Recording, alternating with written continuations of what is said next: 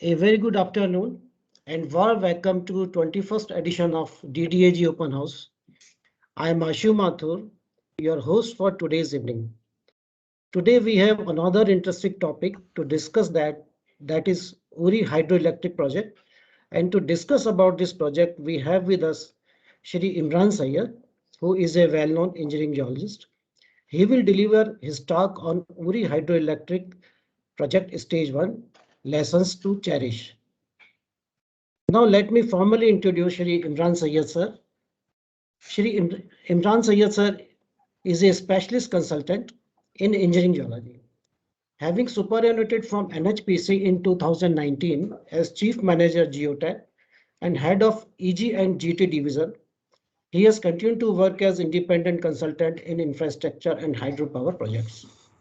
Apart from master's degree in geology and postgraduate diploma in hydrogeology from AMU, he has completed MPhil with thesis on geoengineering problems in tunneling through Panjal Volcanic J&K, and later went to earn graduate certificate in geotechnics for Missouri University of Science and Technology, USA.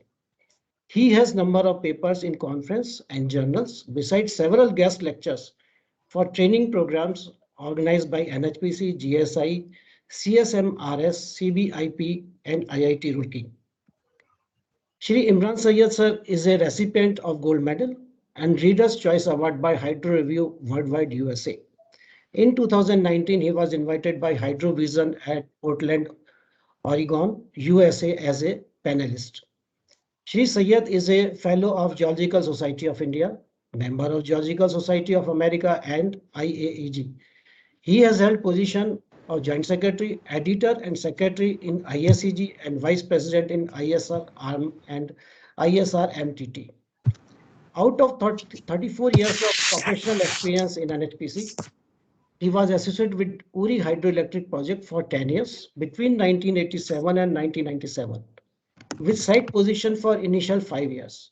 He was also deputed to Sweden, Norway, and Finland for underground works and geotechnical problems under Government of India Transfer of Technology programs.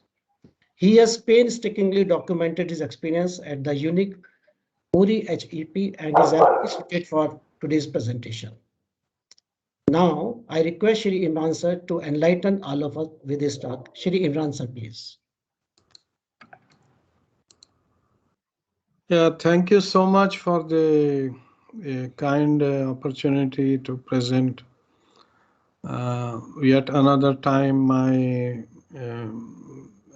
presentation on Uri hydroelectric project, which is a really it's a landmark project for NHPC and for the country also. And let us go to the presentation. A very important project, Uri hydroelectric project stage 1, 480 megawatts. The timeline for the project is as follows. 1974, the Power Development Department, Jammu and Kashmir,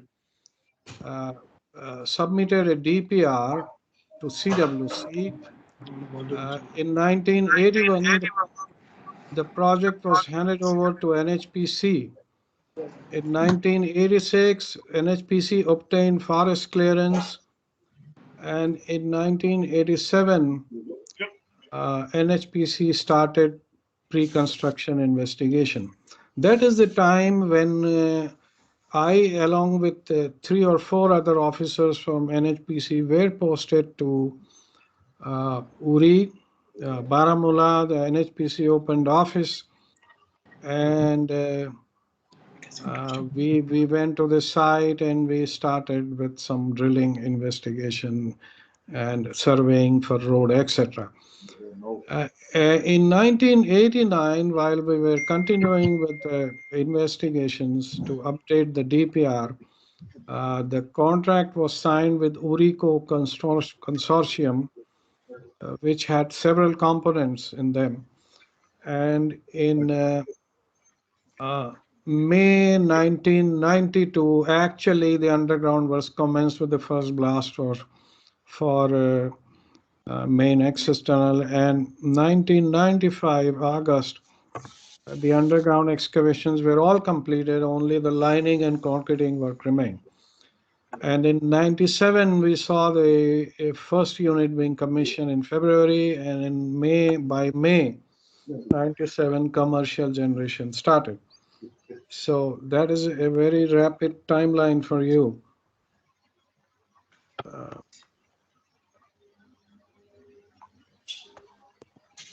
Then we have the location is in district Baramulla. I have a small hyperlink for you. Survey of India map. I don't know whether you can see it or not. Are you able to see now? Is going towards Survey of India, and this is the latest map of Jammu and Kashmir. And then you have the Baramulla here, and then moving on to Uri, you have really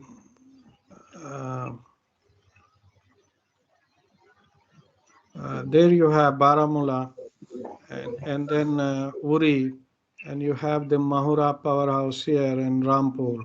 So this is where the project is located, the project barrage. So that's it. Then moving on back to the presentation, we have Jhelum River rising at Verinag in Pir Panjal range in Anandnagar district, and then flowing towards the Dal Lake and Wooler Lake. In the course, it is joined by Lidar, Veshwa River and the famous Sindh River, and then it goes to Wooler Lake, and then flows in a westerly direction to Uri, and then after Uri and all, it crosses into POK. Then the open air works and underground works for Uri. We'll see the layout in a moment. The catchment area is 12,750 square kilometers. The barrage is 93.5 meter long and 20 meter high. The spillway gates are 9, having a discharging capacity of 2,760 cumex. The full supply level is 1491. The intake has 2 gates, desilting 2 long, 300-meter long desilting basins, open air, and we have a surplus escape, which we don't see in many other projects, normally in hydroelectric projects. 500 cumex, then 4 bay, then Bunyar Nala crossing. And these open air works have been designed to cater to a future stage 2 development with a parallel tunnel and a parallel power station. Future development means there is a,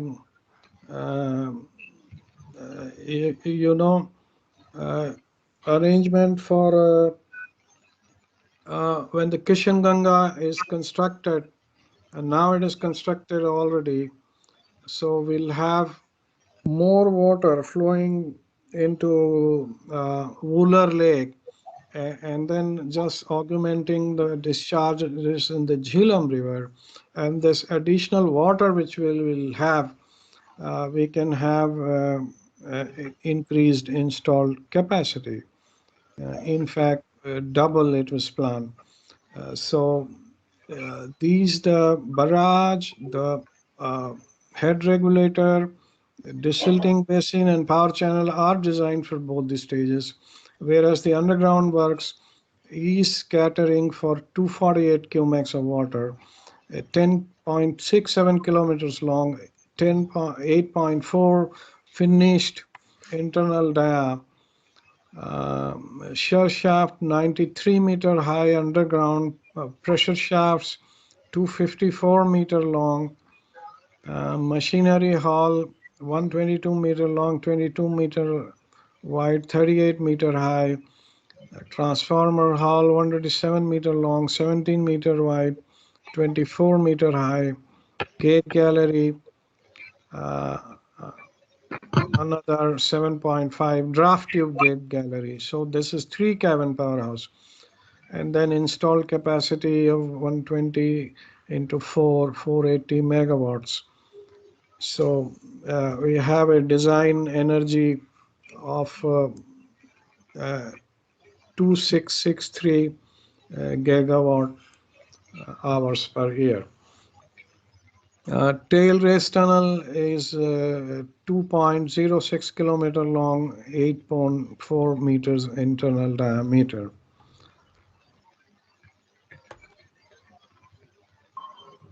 Then we go to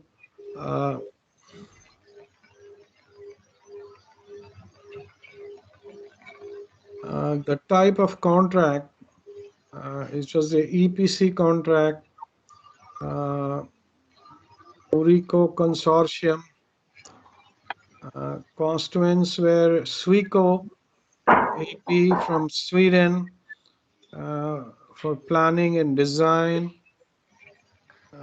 Then we have Uri Supply, responsible for construction materials, Uri Civil Contractor, comprising of Skanska and NCC, both from Sweden.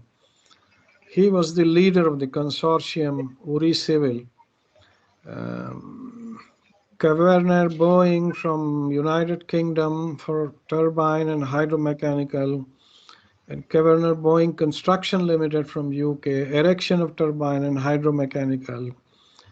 ABB Generation for electrical equipment, ABB Construction for erection of electrical equipment. So these all the responsibilities were divided, and the contract was awarded on 22nd November 1989 with the original contract period of 72 months, scheduled commissioning November 1995. First unit got operated in 1997 and the last unit in April 1997, and the commercial generation in May, as I told you. Thus 18 months delay was there, but this is ascribed due to law and order problems, land acquisition issues. आशीष क्या कह रहा था, किसका phone पे क्या कह रहा था, बताओ. This is the layout of Uri project.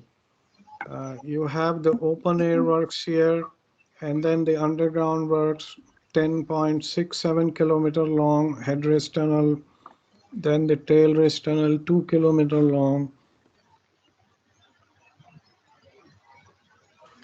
Then you can see the barrage over here, the head regulator, intake, and then the cut and cover, and to open desilting basins. We had some challenges here in Uri. We had challenges like we had the river over here, and we had the national highway running in parallel to the river. Then we had a huge army camp here and here as well. Then we had a very old temple here dating to Pandava's time. It was a heritage structure which was not supposed to be disturbed.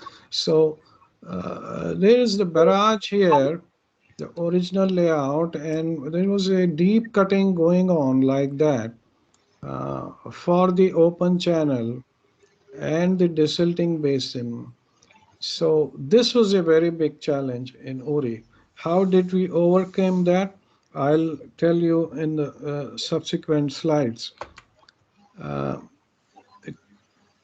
In 3 stages, the investigations were carried out. As I told you, the PDD submitted DPR in 1974. NHPC conducted pre-construction investigations between 1987 and 1989, and then the turnkey contractor came and he conducted his own supplementary investigations, which was the Sweco, the design contractor, and he got Um, this is the design contractor. He also did his own investigations. So overall, about 50 drill holes having a depth of 3,000 meters. That is, I could gather from various reports. So in open air works, there were 14 number of holes drilled by PDD, 8 numbers by NHPC, and 17 percussion holes with limited coring facility. This was an innovative drilling technique undertaken by Uri Civil and Sweco team.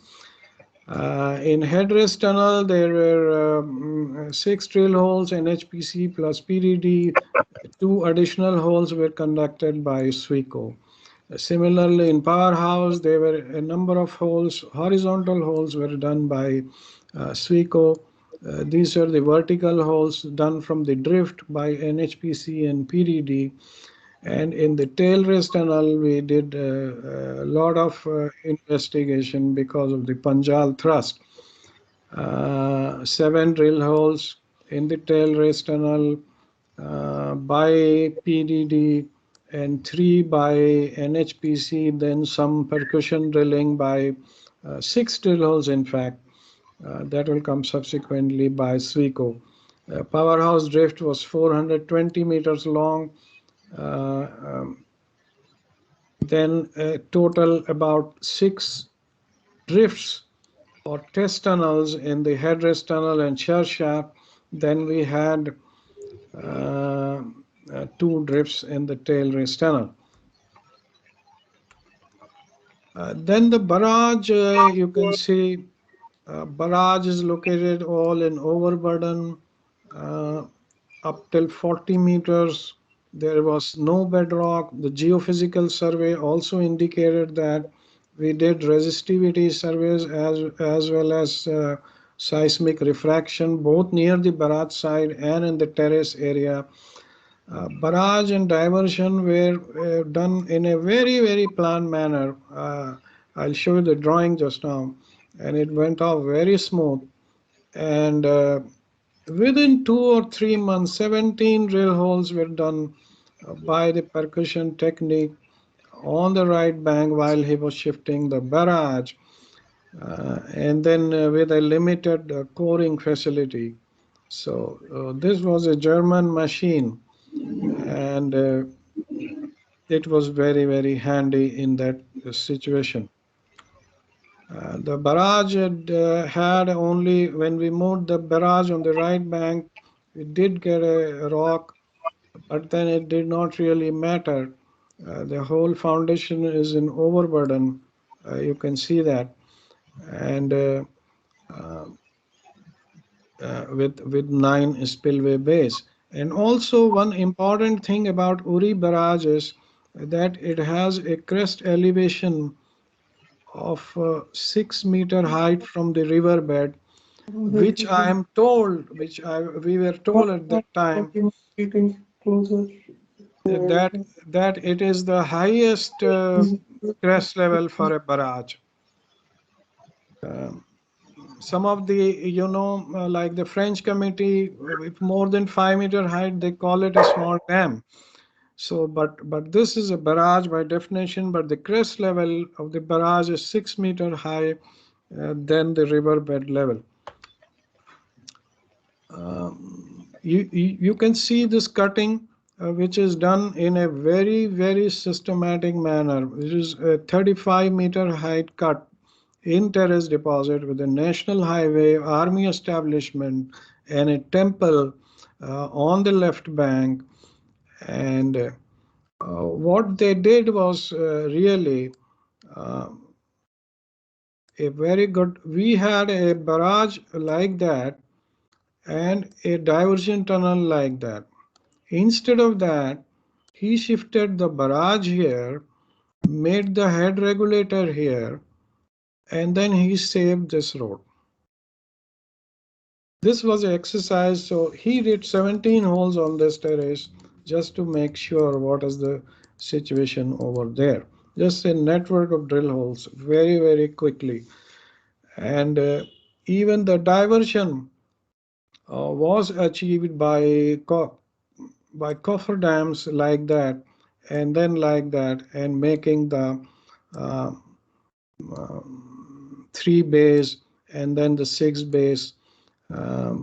After making the 3 bays, allowing the water to flow, and then making the cofferdam, and then making these structures. So all this arrangement was a innovative measure to protect the heritage structures and other important things. The side slope of the desilting basin is 1:1.5. That translates to about 56 degrees, which is a steep slope in overburden. I haven't seen such a steep slope remaining in any of the projects. If it is steeper than 1:1, the slope doesn't hold. So then the Bunyar Nala crossing is another innovative Bunyar Nala. You have the crossing, you have the Bunyar Nala, and then the tunnel over here added going, and then tunnel stage 1 and stage 2 going like that, and then the added going like that. So this crossing was supposed to be a siphon crossing earlier, and then but it was changed to a simple culvert like that going straight through. A couple of sites, 3 sites in fact, were explored for this Bunyar Nala. 7 drill holes completed, 2 additional by the turnkey contractor, and one of the alternatives was chosen, which had a rock here, and then on this bank the rock was shallower, and this bank the rock went straight through. You had the power channel on that side. These are the pictures which are very old at the time of construction. So once again, I tell you, this was the original section, and then the rock coming in, rock exposed, and then overburden, had a thick overburden. He did a couple of percussion holes here very quickly. And then he got this rock line. And then he went up, he went by this approach road on the top of the cutting. Then he started this excavation in the fractured rock. This is Tanaval schist, quartzitic schist. And then he started applying shotcrete and rock bolts, and slowly he came down, and then made the portal with a substantial amount of cutting in fractured rock, and absolutely no failure or no collapse. That's another innovative measure which we saw. This is the that was during the construction, and this is when I went in. This picture is 2014. The same edit, and nice bit of gardening done here, and it's quite stable. The headrace tunnel had a 10.63 kilometers long. Investigations, compilation, design, experience from construction edits, review of rock support, construction management, no mechanical breakdowns, problems of high stress, resolution immediately, problems of water seepage, and then everything completed.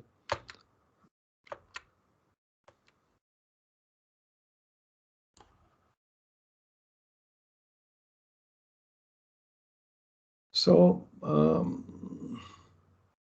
geological mapping was conducted in 12,500 scale, core drilling, 4 drill holes till earlier. Additional drill holes were done by the turnkey contractor. Geological logging, of course, was jointly conducted by NHPC and the turnkey contractor. Frequent estimation of rock strength by point load tester, provision of additional intermediate edits by the turnkey contractor. We can see that in this figure, there was a straight alternative investigated by PDD.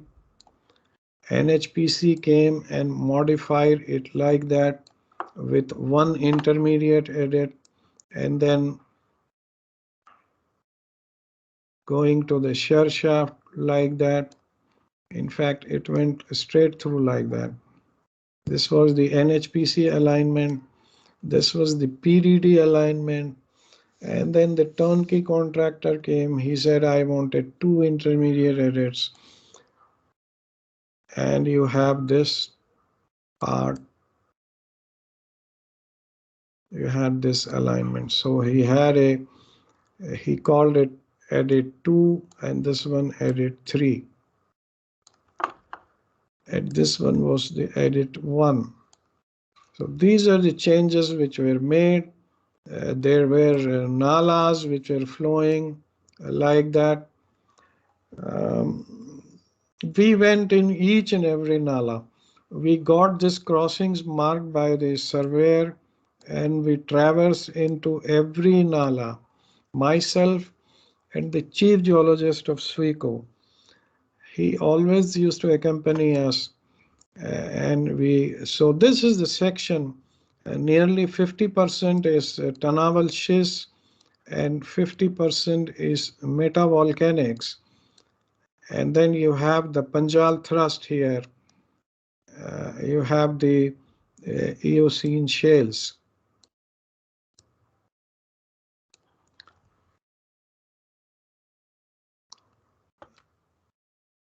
Then we had a rock and soil committee which was coming at certain intervals, maybe every 6 months, twice a year to the project. There was Professor Håkan Stille, head of the rock mechanics, Royal Institute of Technology, Stockholm. Dr. Uri Martna, who was associated in Tholiganga also. He was the ex-chief geologist of Sweet Power. Then Anders Senior was the chief geologist of SWICO VVB WAC. So we used to coordinate with them for the layout changes.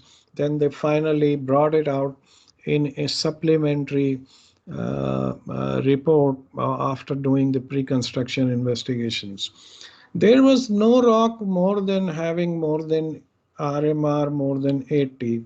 So class 1 became the original class 2 RMR, if you remember, is 61 to 80. So this became class 1.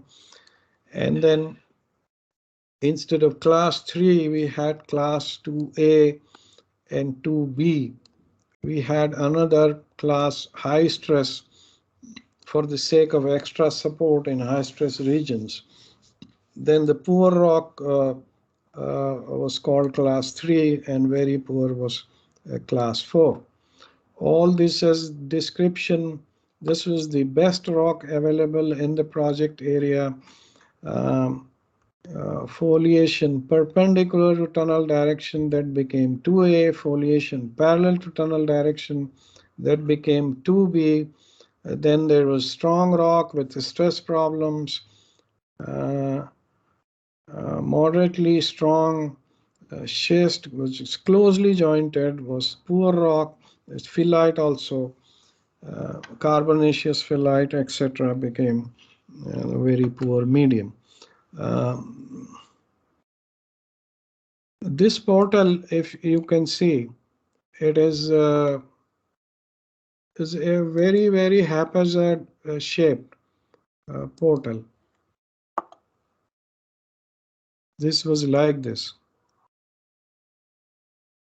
And this concrete arch was made only after the completion of construction. Throughout, it remained supported only on shotcrete and rock bolts. No rib here also. This is the Edit 2 portal. This is the format which we used to follow there, which I implemented in other projects of NHPC also later on.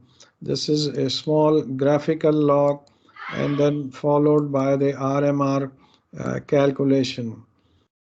The beauty of this system was there was a signature of contractor's geologist here and NHPC geologist over here below this formula. So as soon as the blast was taken, 15 minutes was given for geological logging, and then this got, we calculated the RMR, and a joint signature was obtained on the same day. So if you had two blasts, two times logging was done and signature on the same day, and 5 copies were made, and then distribution to the billing, to the support, etc. So strictly as per the cloud classification, the supports were installed. Very high pressure was there. This is expected wherever quartzite is present. When the cover was more than 500 meters, there were cracks in the walls. Nearly 3 weeks after excavation, it led to spalling also later on. And when the cover was 900 meters, even buckling was noticed in the walls. Nearly 1600 meter reach experienced stress-associated problems. Fracture and graphite wearing zones were other difficult zones which were tackled by shotcrete arches, and strengthening of invert also was required in some places. HRT lining in class 1 and class 2 was 250 mm thick, and in class 3 and class 4 was 450 mm thick.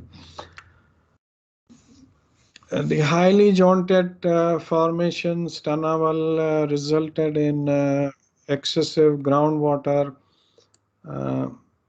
high water pressure experienced in Edit 1 and 2, see page near phase 1, called for some temporary suspension. It was later rectified by pre-grouting of rock mass through 14-meter long holes. Advanced probing through 12-meter long holes. Probing and pre-grouting were more beneficial than post-grouting.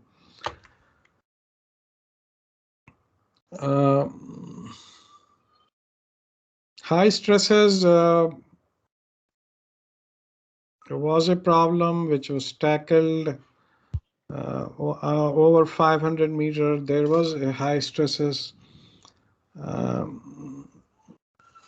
Failures were more on walls. I'll show you a rocks generally classified as 2B with 600 mm shotcrete with fibers, swellex bolts in roof and walls.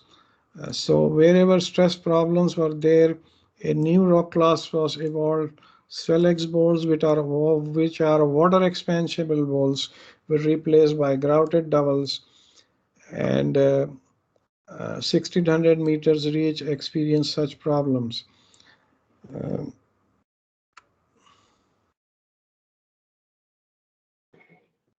The position of cracks and buckling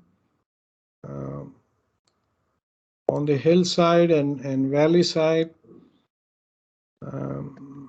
These are the diagrams of the cracks, and then just a characteristic deformations in some of the reaches of the HRT. Some loosening was experienced in thinly foliated rocks near Edit 3. Clay fill joints, all problems which are there in the graphitic schist. The length of the rounds was reduced to 1 meter. Primary support was augmented by shotcrete arches. Invert struts were also provided in some reaches. Two falls were predicted at 4,500 and 7,000. There was some shearing and clay seams at 43, 4,300 meters RD and 5,300 meters, 7780 and 7880. These are the typical shotcrete arches and longer rock doubles at a 1.5 meter spacing, mesh reinforced. Then we had a 3-layer shotcrete in the HRT, one total 150 mm. Ideally, the cycle, there were definitely two blasts in 24 hours. The contractor used to do 4.2 meters long drilling, and the pull was as good as 3.8 meters, 3.5 meters. So 3.5 plus 7 meters per day, there was a progress of excavation and very, very efficient cycle. The charging followed by blasting, the ventilation was very, very efficient system. Mucking was phenomenal, the mucking cars would stand outside the portal as the ventilation was going on. And 45 minutes were given for scaling and geological logging. And then as soon as the classification came, the shotcrete and bolting started. And then once again, the tunnel phase was surveyed and then drilling was undertaken. This was a continuous cycle in all the phases. In a project at a time, there are 10 or 15 phases running simultaneously. Excellent progress touching 150 meter and 100 meters, quite consistent progress, 100 meters per month. You can see in many months 100 meters was achieved in almost all the phases.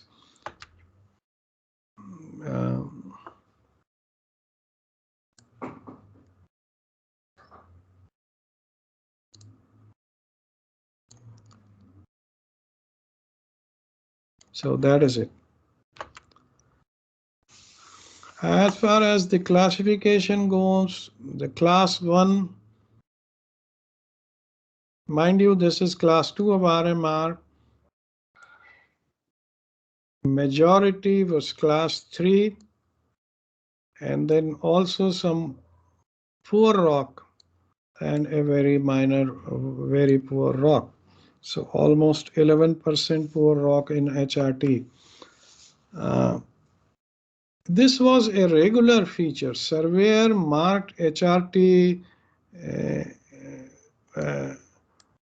No, this is the investigation time, and we undertook cross traverses in all the cross drainages. We examined the rock cover, etc.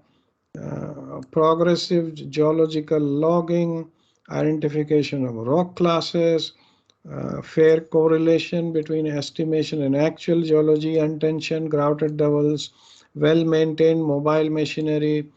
In spite of problems of high stress, the progress was remarkable. Timely erection of Swellex board, steel fiber reinforced shotcrete was followed judiciously. Not a single steel rip provided in the entire tunnel. In fact, in the entire project, we'll have, I'll have to go a little bit fast now. Underground powerhouse, surface powerhouse was studied earlier during investigation time, but there was a multiple underground powerhouse with 3 cabins. You have this gate hall, transformer hall, and the machine hall. We have a 420-meter long drift and drilling in all directions. Just one thing I want to tell you, the importance of this drilling is when we drilled this hole, in the end we got carbonaceous phyllite. So actually the powerhouse was like this. That is why he was investigating. And we said, no, bring it back here. So the powerhouse was shifted back to up till where the drift was originally made. And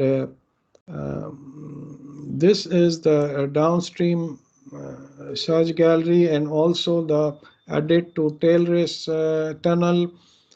It had a collapse. The original alignment was like this. There was carbonaceous phyllite here. This hole was drilled, and then this tunnel was rerouted very, very quickly. These decisions were taken within couple of weeks or 3 weeks. That's all. By the time the team reached from corporate office, this drill hole was already conducted, and we could inspect this course and take the decision. The downstream portion of HRT and bottom study shaft were by a circular edit. I don't have time to discuss these details, but then Powerhouse, we had a lot of investigations. Then we geology of Powerhouse. We have in Panjal volcanics, this had mainly chloride schist and some moderately foliated volcanics. Excellent portal for main access tunnel. And there was a terrace deposit here which was removed, a bench was made, and look at this blasting. So this is the kind of quality work which we saw. As soon as the excavation came down, some cracks were developed. So 93 cable balls of 110 capacity of 25-meter length were installed between the machine hall and the transformer hall. And when the casting of floors was there, it eventually improved. Total seepage from Powerhouse was 6,000 liters to 2,000 liters per minute. Lessons learned from Powerhouse very quickly for you. The Trailless Tunnel is the real, the problems were in the Trailless Tunnel. 2.5 kilometers long, edit 5 and 6 were used for construction. The rock cover varied from 500 meter near the powerhouse to 60 meter near the outlet portal. This is the Trailless Tunnel. I just tell you one thing. There was a Nala here, and this is the future powerhouse and the future stage 2 tunnel. So we said, let us do a drill hole here. This tunnel had 200 meters of cover, and on one bank of Nala there was exposed rock. But believe me, the overburden depth was 110 meter in this drill. And luckily we were left with still 90 meters of cover.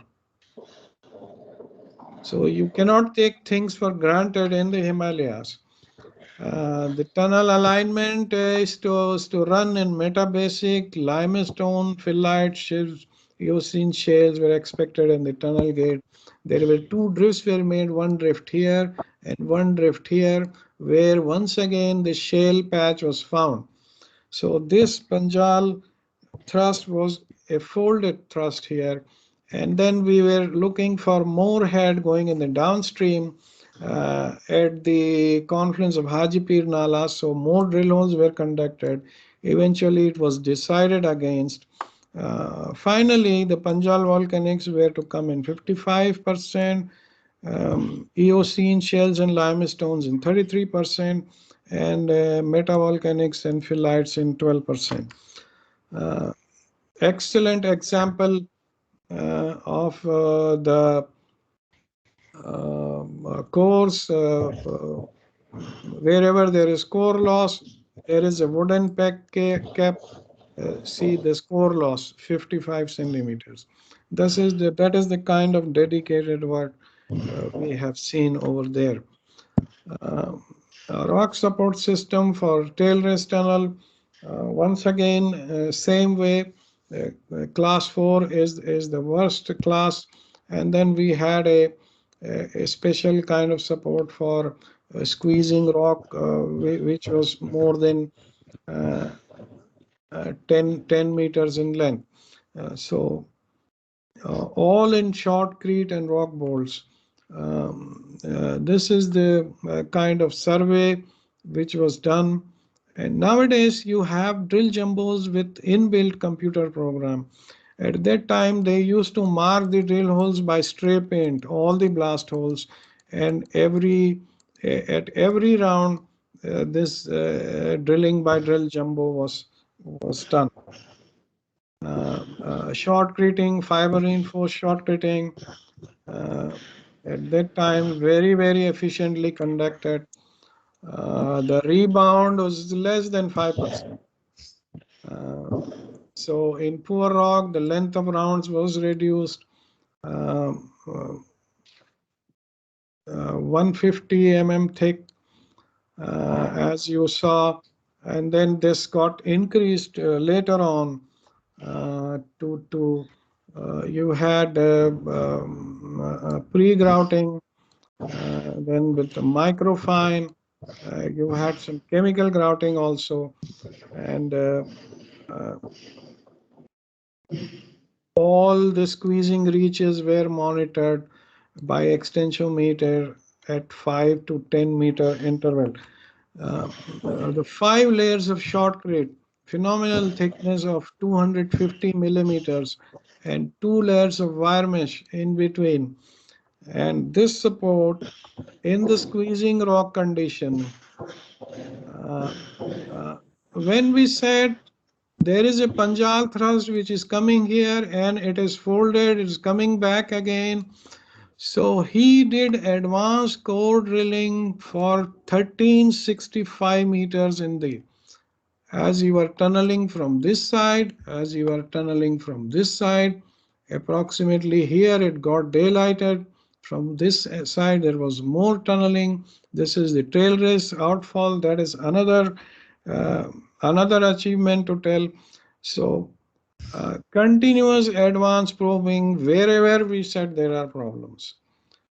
So even after 5 layers of shotcrete between chain edge 175 and 255, where the Panjal thrust was folded, the shotcrete layers came off like onion skins. The rate was 0.6 mm per day, and then lattice girders were provided in some reaches as a last measure, and deformation slowly came down. Tail race outfall, you can see this is a special kind of structure. This is a very steep slope followed by the river, making a coffer wall here, doing a grouting, isolating this area, and then there was the approach from here. If you see the Trailless Tunnel outfall, this was approached by edit, and instead of making a gate here, they made an underground structure instead of excavating this steep slope. So that is another innovative measure. This is the difficult geology of Trailless Tunnel. You have shales, you have phyllites, you have gypsum pockets, you have the thrust, repeating the thrust, and this is where the tunnel got really squeezed up. All related to the Panjal thrust.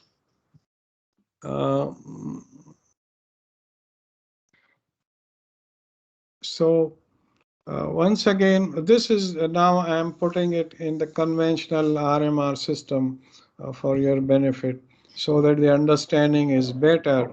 So this is the class 3. and class 4 and 5 is 50%, you can see, and this is class 3 is 49%, 1%. So this is the kind of geology we got in the Trailless Tunnel. And then he also left for squeezing, in for almost 100 extra excavation was done in the squeezing ground to accommodate the deformations. Lessons learned from TRT: use all forms of investigation, core drilling from tunnel phase, very, very important, pre-strengthening of media, complete excavation to leave time for lining. The tail race excavation was completed 9 months before the lining was poured. They waited for 9 months for deformation to die down before pouring the lining. They had this time, because they have completed everything else within time. Water charging was done and a lot of testing was done before commissioning. The management was top class in very poor squeezing rock. Geologically complex and adverse law and order, a glaring example of committed professionalism. A trendsetter, 5 years from start to the commissioning, excavation only 3.5 years. The project, people believed that geology was very good. No, it's not correct. There were many geological problems in Uri, quick decisions and top-class construction practices and sincere and honest approach. It's a highly successful engineering marvel, far ahead of its time. And NATM technology was displayed here very, very forcefully, very, very successfully in complex Himalayan terrain. To be exact, between April 1992 or May 1992 and August 1995, 22 kilometers of tunnel, underground powerhouse, and church shaft all were completed. Implementation of rock mass classification based support, pioneer in effective use of steel fiber reinforced shotcrete and water expansion bolts, observation, monitoring, rock support, no steel rib installed in entire project. And the beauty is, thank you very much. The beauty of this project is, after 8 years after the project was constructed, and there is no submergence in this project. This is the only project of NHPC where there is no submergence. 480 megawatts of project. There was a cost increase, but the cost increase was, it is 96%. Foreign exchange variation accounted for 48%. Price escalation and NHPC cost 9.3%. Taxes, duties, IDC 33%, total 96%. I forgot to tell you there was a 7.6 earthquake, 20 having epicenter 21 kilometers north of Muzaffarabad. 3 million people were affected in POK and JNK, and 80,000 fatalities were there. Intensity was as high as 8 at Uri. There are reports, but there was absolutely no damage to the project, excepting one or two minor cracks in the apron portion. So that is the example of very high class work in Uri project. And let us now go and take your questions and discussions if there are. I tried to put it in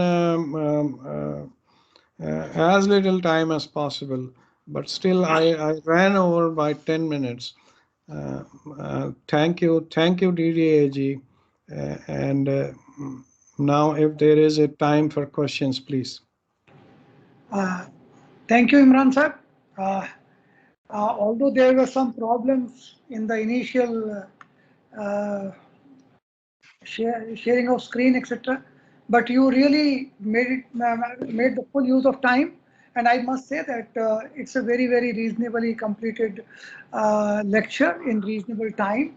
And well, there are a couple of questions. I see hands from Mr. M. Madan. So Madan sir, please shoot your question. Thank you very much. Excellent presentation by Imran. The question is rightly away from Uri 1. The Uri 1 was NATM, pure NATM. I visited Uri project also way back in 94 somewhere, and then appreciate the work was done excellently. And NHPC should have learned so many things from this project.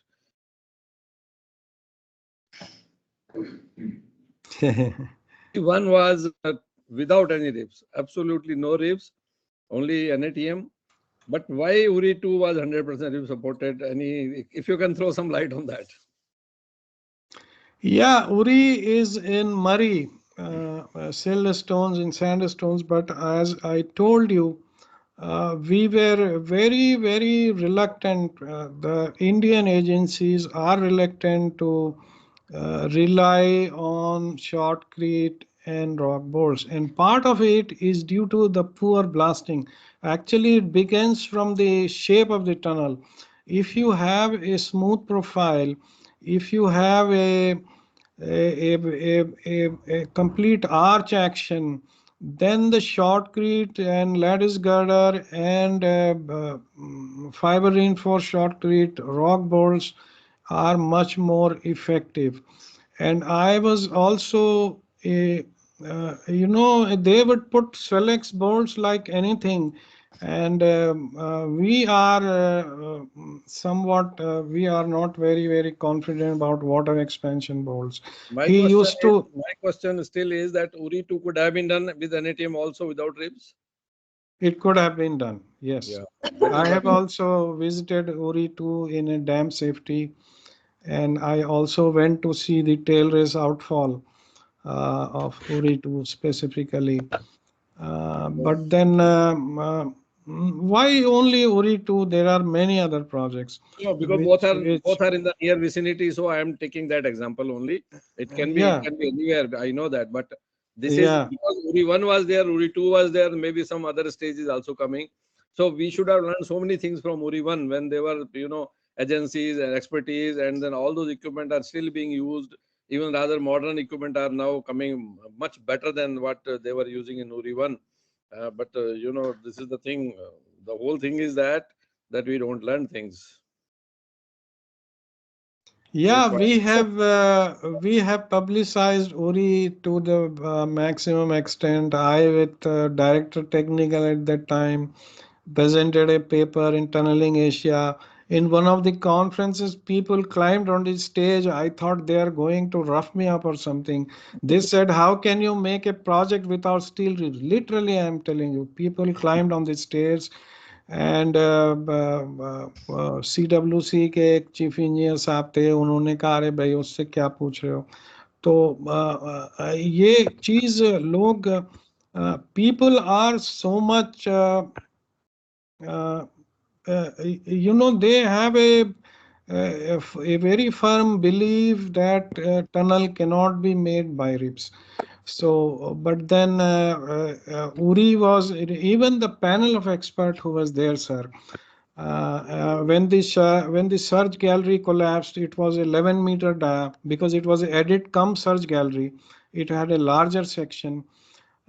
Even we got from the panel recommendation that we should install ribs, but Skanska said no, we will not use ribs. And even the UK geologist who John Newberry is his name, I remember very well. He's a very senior fellow. He used to come here. He said, I've seen tunnels in the Alps, but this work is really of international class, he said. It is even better than international projects. This we had demonstration. We were fortunate to see this. being in our own country. And it is sad that we could not take benefit completely out of that technology. Although finally there used to be some foreigners, supervisors, but all the workers, all the engineers were locals and our own people. That technology transfer has not really passed. But now of late, I am seeing that infrastructure people have taken this technology in a big way. They are doing a very, very good job. Yes, correct. Mumbai Metro, large section of spans and stations they are doing with the NATM, pure NATM. Road tunnels are being done with the NATM. But no, hydro still, in Himalayan zone, still we are afraid of many times. Not always, but many times. Madan Sahab, can we take another question? Because there are 2-3 other people. Yeah, sure. Please, go ahead. And today we have exceeded our time, but it is such an important and very interesting project. So I think we will continue for 5 more minutes and take some more questions. Second question is from Dr. Rajbal Singh. Sir. Singh Sahab, no sawal puchiye. Imran Sahab, thanks for excellent presentation and sharing this experience. Of course, we know that this project was constructed without ribs. That's the achievement of this project. But I saw that you told that as far as rebound was less than 5%. In fact, this is a controversial. I think that's how we are not gaining the experience, because most of the projects, the rebound is around 10%, 10 to 15%. We did an exercise at Tala because contractors were complaining. Then during an exercise, we could get only 4.5%. But when they do it, actually, it is around 10%. So do you know, other than Uri, where the experience is less rebound? And I think because of that only, we are not getting proper strength of the SFRs. Of course, in Norway, if the rebound is more than 7%, that is shared by the contractor, not by the owner. So can you please throw some light on this? As far as I remember, there was 60 kg fibers in 1 meter cube. मेरे पास mixed design actually है नहीं अभी, और मैं उसको देखूंगा. But then rebound was very, very minimal. Overbreak आपको हैरानी होगी कि आपको सारे ड्रिल होल के हाफ कट मार्क नजर आते थे. In the tunnel you could see. And then the angle of the hole, the periphery holes in the tunnel, they are outwardly 3 degrees or 5 degrees. तो वो जो बाहर जाता था टनल के बाहर, जो which used to protrude outside, only that much was the overbreak. There was no other overbreak in the tunnel. This was a excellent blasting. That's what I told you. Even the foreign experts have said that this is a better than some of the international projects we have seen. And rock, is the same rock. I have seen many projects. I have seen at least 10 projects of NHPC in my career. And I have seen a lot of phyllites and graphitic schist. This is the kind of geology which we get in other projects also. So it is the skill of the nozzle man. It is also very, very important. One thing is mixed design. One thing is correct use of accelerator. People put a lot of accelerator which results in cracking of shotcrete. If you don't put the accelerator, you don't get the early strength. Early strength requirement is very, very tough in shotcrete mixed design.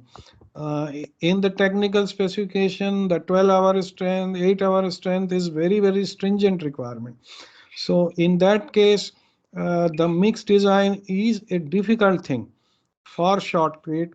And then the efficiency of the nozzle man, the correct distance of the nozzle man, and then of course the rock surface which is there. And he used to do pre-grouting, And wherever the water was, there is a lot of water, he used to do a pre-grouting. He did not like a lot of seepage in the tunnel. That is one reason why, because he wanted to apply shotcrete as quickly as possible. And then during the week, he used to come back and put the grouted doubles in the tunnel. So the cycle was very much continuous. That is why we could achieve in 3.5 years this entire tunneling. And uh, he used to, we were very juniors at that time. And I was only assistant manager, I think. So whenever this team used to come, they used to have very, very detailed discussions with us. When we said we are doing RMR classification in the drift, we were very, very happy. They said, oh, first they checked our ability, and then when they were sure, and then whenever there was a discussion, Mr. Martina, several times he said, oh, you ask him. He knows the local geology. In many of the meetings, there was very, very fruitful discussion. So this rock and soil committee and the panel of experts did a wonderful job. And then the project team led by Mr. Stig Homko as the project director, he was not changed from the day one right up till commissioning of the project. In pre-construction investigation, there was another man. As soon as the construction started, one project director was placed. He was there for the full tenure. And then Mr. Lars Jenimer was the underground works manager. There was one manager for the open air works. There was another Leaf Scarbo. He was there as a quality control manager. So you know what was the hierarchy of the project? Hierarchy of the project was the work can be stopped by the project director or the quality control manager. No third person had any power to stop the work. So that was the importance they gave to the quality control. I'll tell you one episode. The excavation was going on in the Opal channel. So there was a Sri Lankan manager in charge of the quality lab. He called me one day. He said, Imran, I want some advice from you. He said there are different boulders coming from the channel. There were granite gneiss, there were limestone, there was quartzite. We want to crush them and use them as aggregate. Can you identify these rock types? So I went to his lab. He kept all the aggregates neatly stacked in different heaps. So I recognized the rocks. This is quartzitic schist. This is limestone. This is like that. This is bad. So by color he recognized and he instructed the operator. And each and every boulder and cobble which we rejected was separated from the excavation and was taken to the muck disposal area, designated area. The other boulders were sent to the crushing plant for crushing as the aggregate. So this was the dedication of the quality control team over there. So no wonder the shotcrete was very, very effective. And these are some of the things which we never forgot what we learned from Uri. And I took this classification system I implemented in Dhauliganga. I also implemented in Parvati. Parvati bottom added to pressure shaft. Although we could not eliminate fully, but there are very, very less ribs over there, less than 10% wherever we were there. And Parvati 3, we have put up a condition that lattice girder should be used whenever RMR was between somewhere in poor rock. So that was first time in NHPC, ribs were not installed and lattice girders were used. And then, but there is a lot of opposition. People want to say that tunnels cannot be made without the use of ribs. We should, I think we should remove this feeling. Take one more question if you conclude this. Thanks, Imran Sayeed sir. Thanks. Sir. Well, this is the last question of the day by Mr. Abhinit Vodiyar. Mr. Abhineet, आप अपना सवाल पूछिए. Good evening, sir. Thank you for finishing and sharing the excellent presentation. Sir, my question is, since 50% of rock was passing through the class 3 and 4 and some dripping areas, sir, what improvements were seen after a pre-grouting technique in terms of RMR or Q value? Yeah, RMR we did not count after the grouting, but the advanced drilling was so good that there are questions. How do you recognize whether there is squeezing ground coming ahead? We are very easy to tell that you increase the section by 100 mm or but during construction, how will you actually achieve that? So this advanced drilling helped us in calculating the rock class even. This was so well done that we could identify very poor ground, and then this grouting was undertaken, and then either heading and benching or even multiple drifting depending on the quality of a rock. But then some other projects we have done this. It is very difficult question which you have put actually. How much improvement is brought by grouting?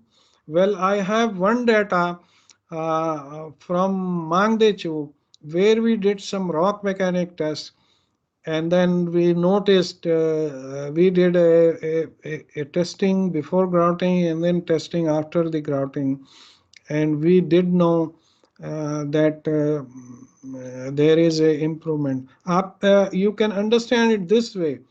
By grouting, you are penetrating the spaces in between the joints.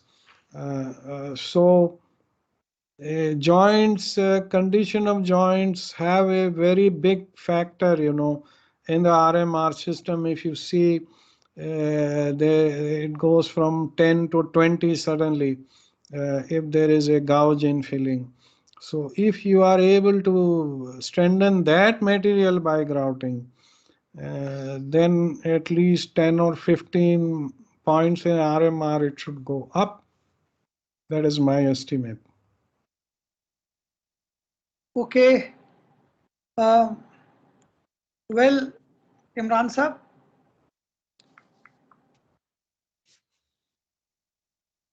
Imran, can you listen to me? Sir, I am listening, sir.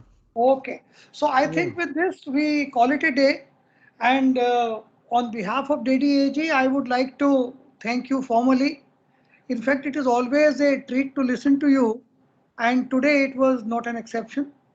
You have covered the entire case study of this beautiful project very beautifully, elaborately, and punched with authentic data. In fact, to my mind, case studies are very important for us to develop and to learn for new projects. And once again, today, you have forced all of us to ponder upon that during 90s, this project was constructed without using a steel set.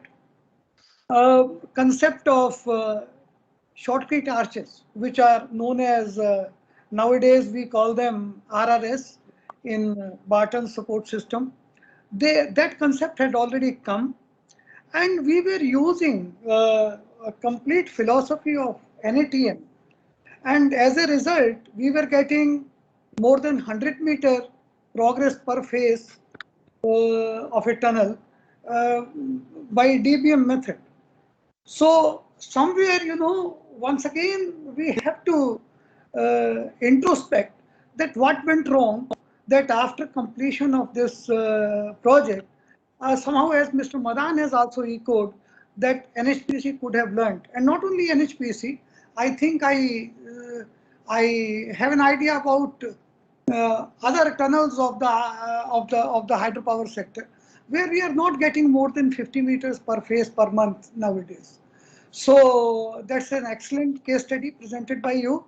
there was shortage of time. Otherwise, I'm sure you would have spoken for as many hours as required.